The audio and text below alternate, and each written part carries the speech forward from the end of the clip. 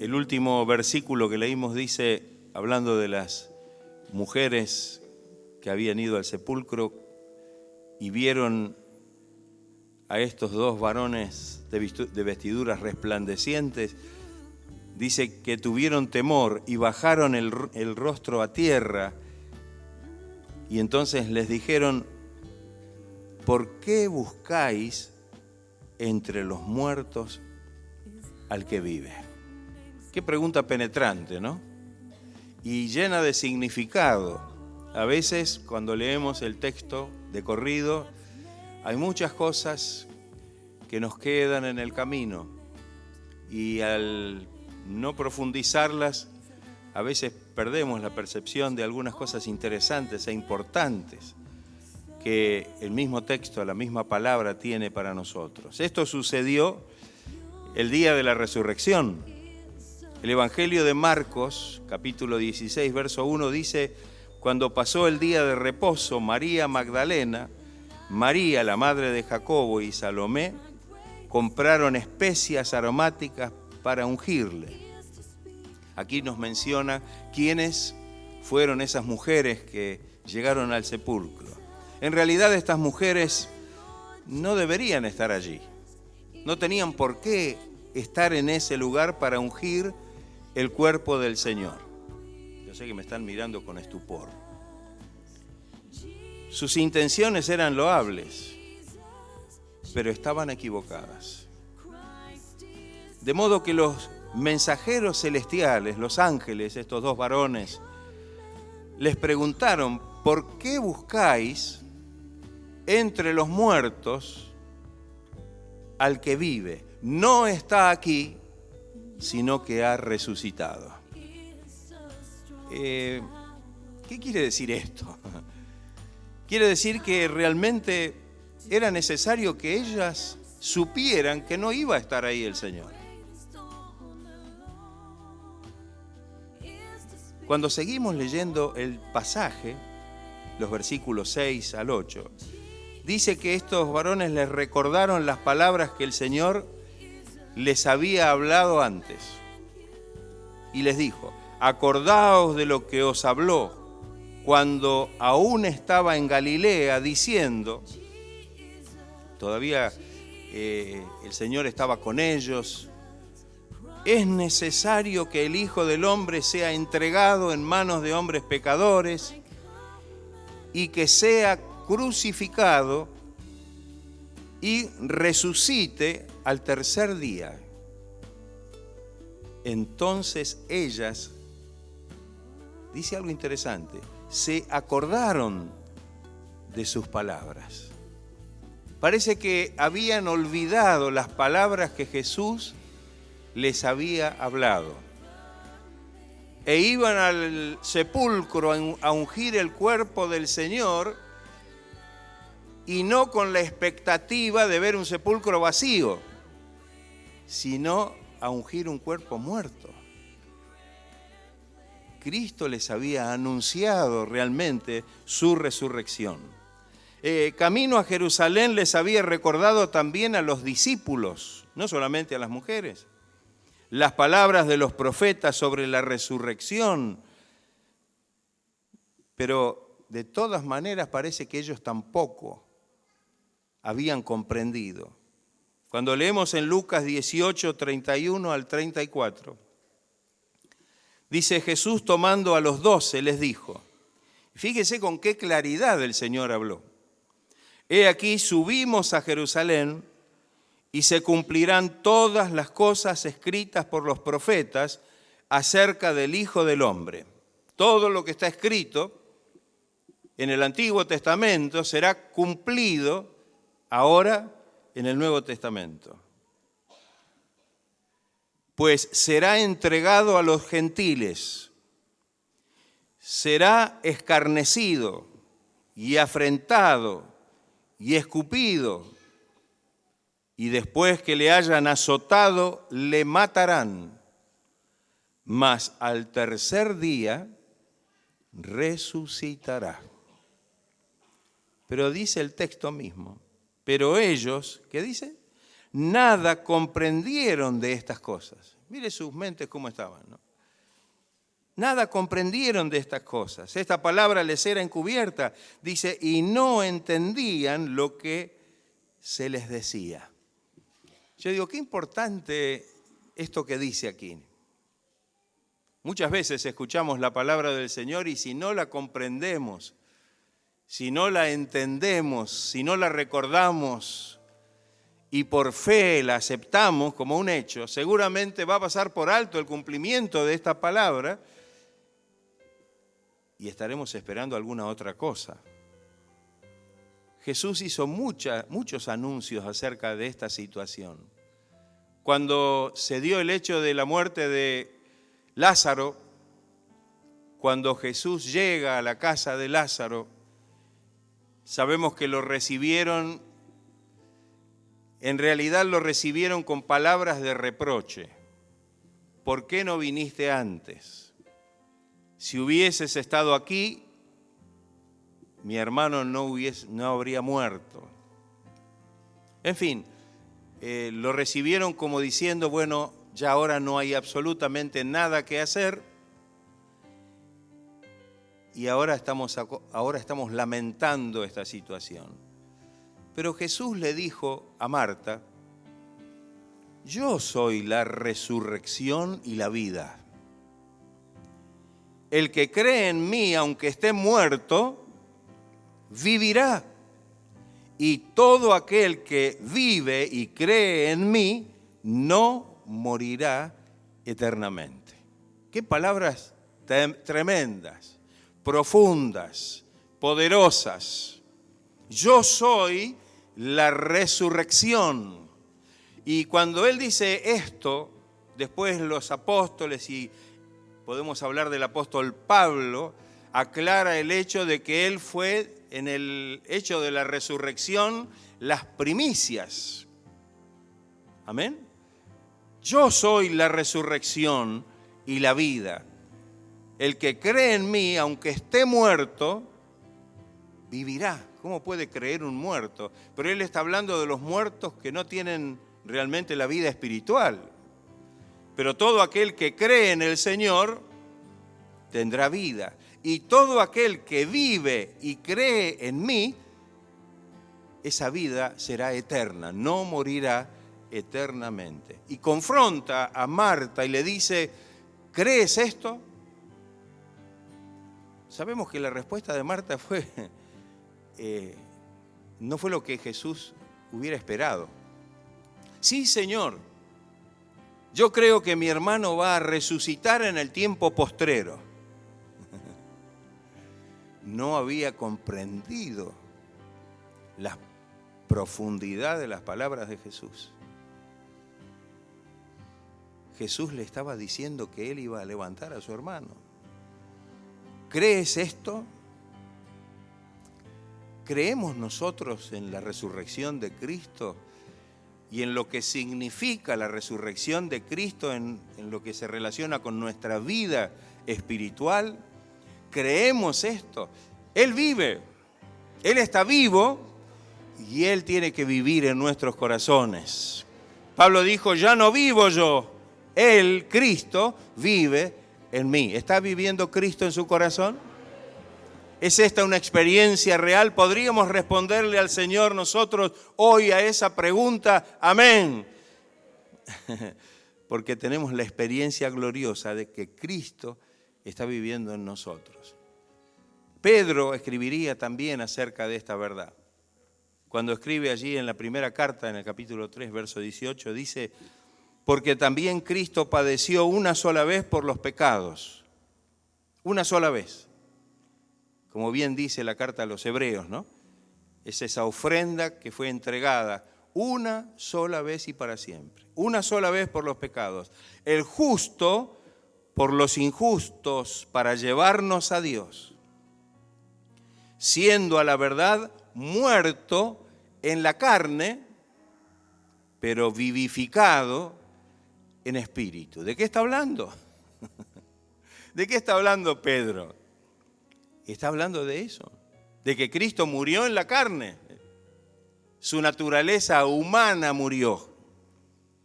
pero fue levantado y vivificado glorioso. También allí está la primicia de esa promesa de que un día nosotros también nos levantaremos, si es que el Señor no viene antes. Está esperando usted la venida del Señor, ¿no? Pero si no viene antes que tengamos que partir, y todos decimos gloria a Dios, que venga antes.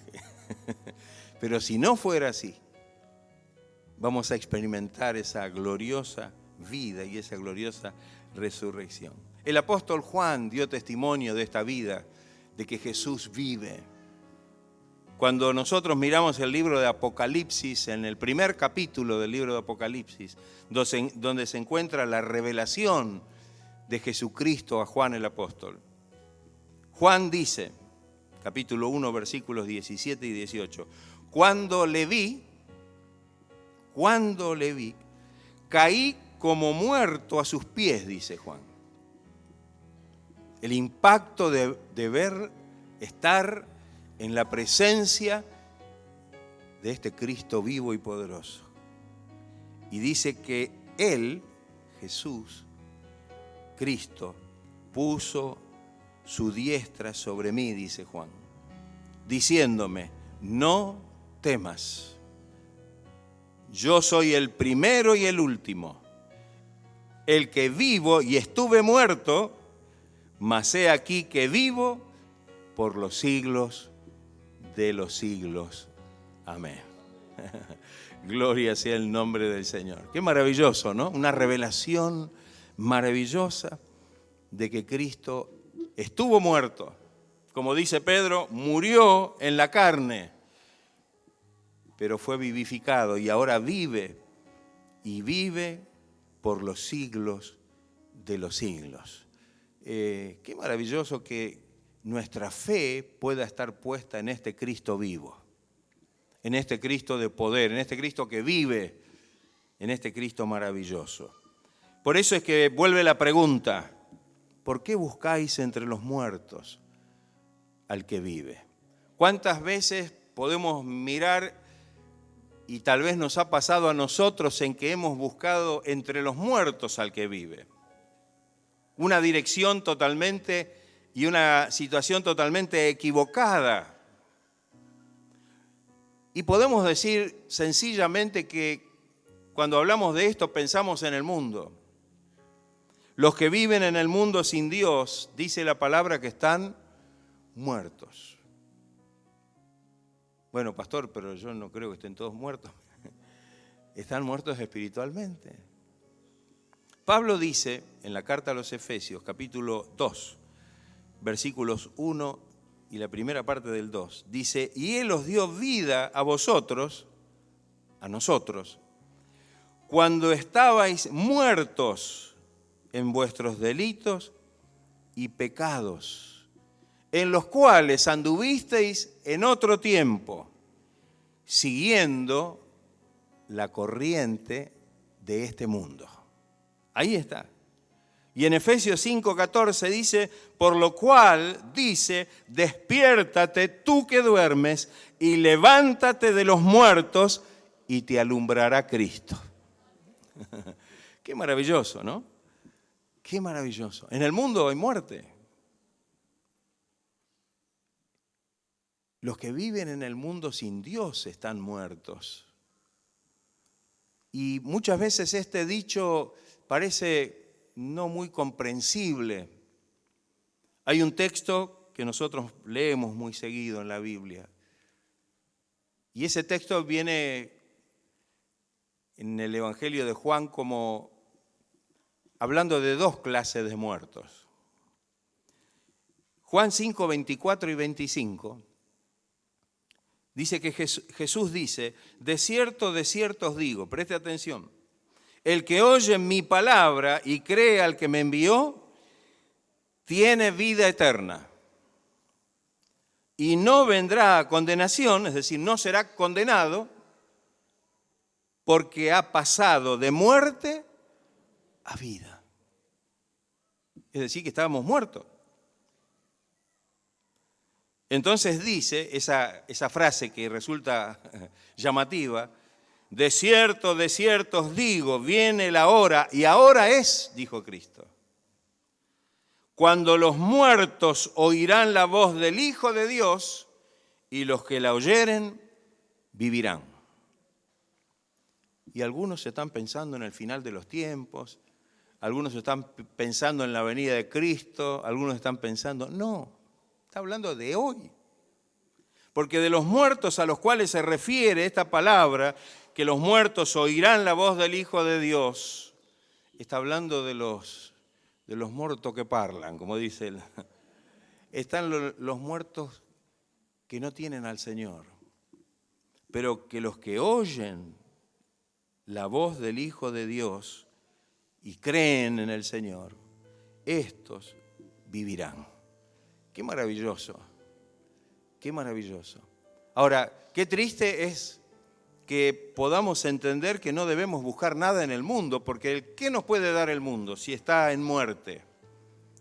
¿Qué podemos recoger del mundo si el mundo realmente está en ese estado? Que el Dios de este siglo es el que tiene el imperio de la muerte. ¿Quién es? Satanás, el diablo. Bien claro lo dice la palabra. Pero el Señor vino para librar a todos los que por el temor a la muerte estaban durante toda la vida sujetos a servidumbre. Quebró el reinado de la muerte y nos dio vida y vida gloriosa y eterna en Cristo. Aleluya, gloria sea el nombre del Señor, alabado Dios, gloria al Señor. Pero estábamos en ese reinado de muerte, en ese reinado de muerte. Por eso cuando leemos allí en Lucas 9:60, aquella persona que quería seguir al Señor y que cuando se acercó al Señor le dijo, mire, déjeme primero que entierre a mi padre y después lo voy a seguir. La respuesta del Señor viene muy al caso. ¿Qué le dijo el Señor? Deja que los muertos entierren a sus muertos y tú ve y anuncia el reino de Dios. Qué importante que podamos comprender esta verdad. Qué triste que mucha gente sigue buscando entre los muertos al que vive. Y no solamente gente que no conoce a Dios, sino aún aquellos a veces que habiendo conocido a Dios se vuelven al mundo.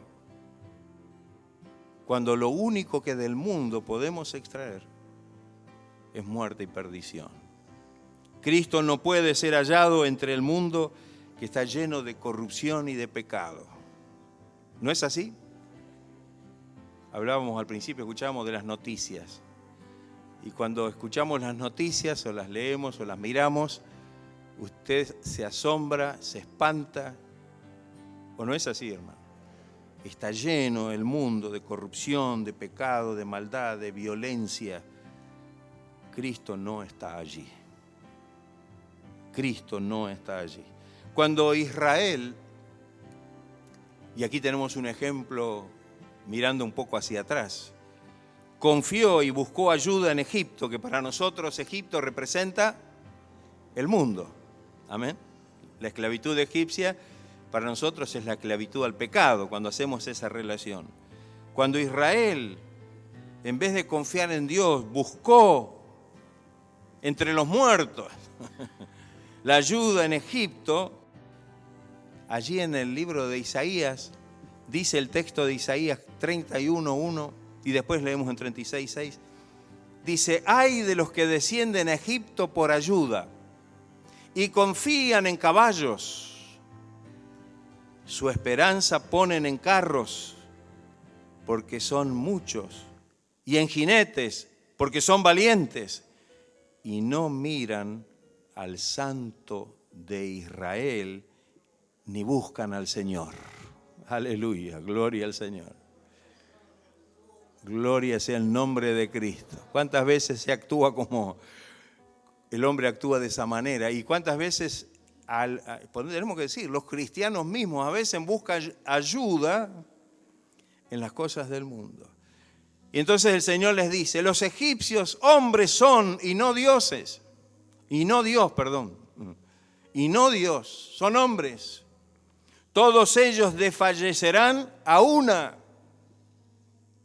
He aquí que confías en este báculo de caña frágil en Egipto, en el cual si alguien se apoyare o confiare, se le entrará por la mano y la atravesará. Tal es Faraón, rey de Egipto, para con todos los que en él confían. Así es el que confía en el mundo. ¿Podrá tener alguna ayuda, alguna bendición? ¿Podremos encontrar al Señor en el mundo?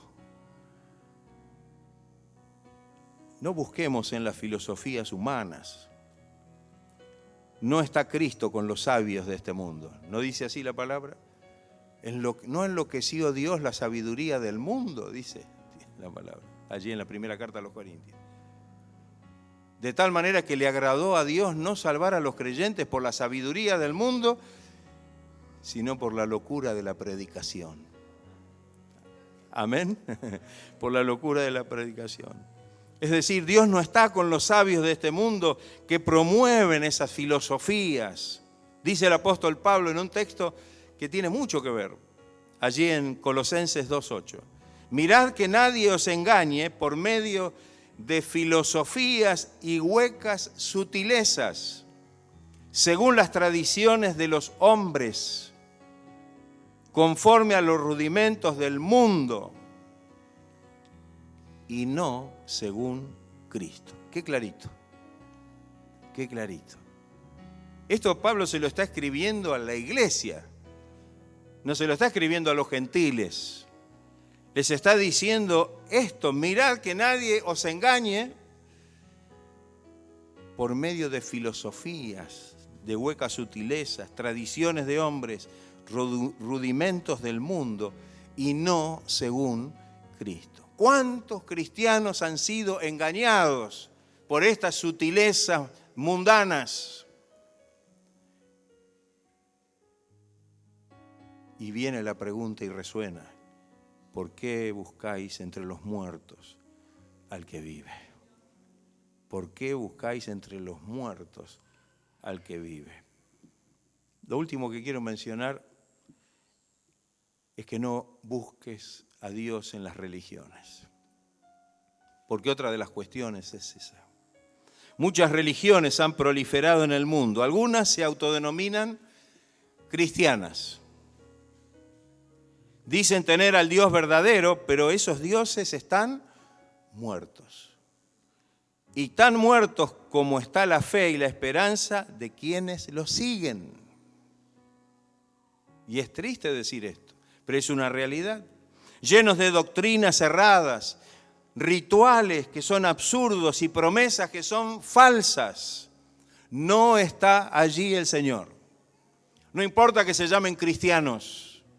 No importa que el título de la religión sea conmovedor o elocuente o sutil. No está Dios allí. En la palabra y aún desde el Antiguo Testamento tenemos muchas enseñanzas que muestran y que Dios ha dejado impresas en la Biblia. En el libro de los Salmos, un salmo que ustedes deben conocer bien, 115, solamente una fracción del Salmo 4 al 8, dice: los ídolos de ellos son plata y oro, obra de manos de hombres. Tienen boca, mas no hablan. Tienen ojos, mas no ven. Orejas tienen, mas no oyen. Tienen narices, mas no huelen. Manos tienen, mas no palpan. Tienen pies, mas no andan.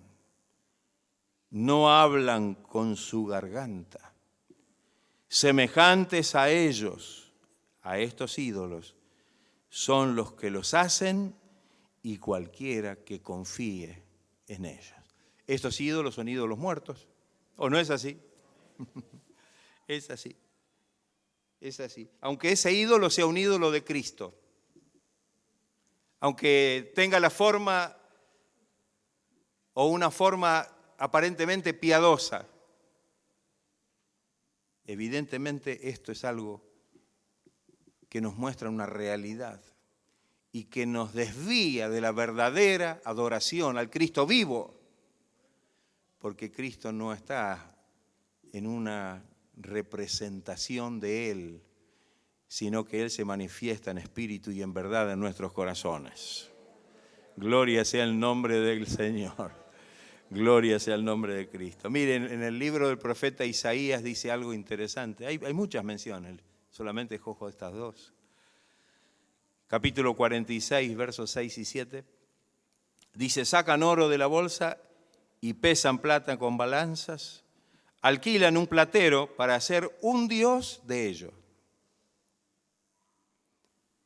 Se postran y adoran. Se lo echan sobre los hombros, lo llevan y lo colocan en su lugar. Allí se está y no se mueve de su sitio. Le gritan y tampoco responde, ni libra de la tribulación, porque son dioses muertos. Y tan muertos como esos dioses están aquellos que en lugar de buscar al Señor entre los que viven, lo están buscando entre los que están muertos. Yo digo, qué importante la frase esa para que nosotros pensemos.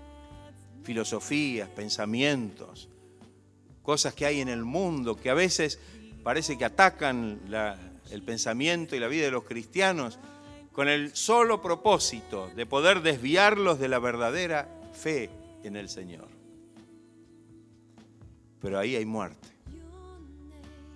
Jesús dijo, yo soy el camino y la verdad y la vida. Y nadie viene al Padre, nadie llega a Dios, sino por mí.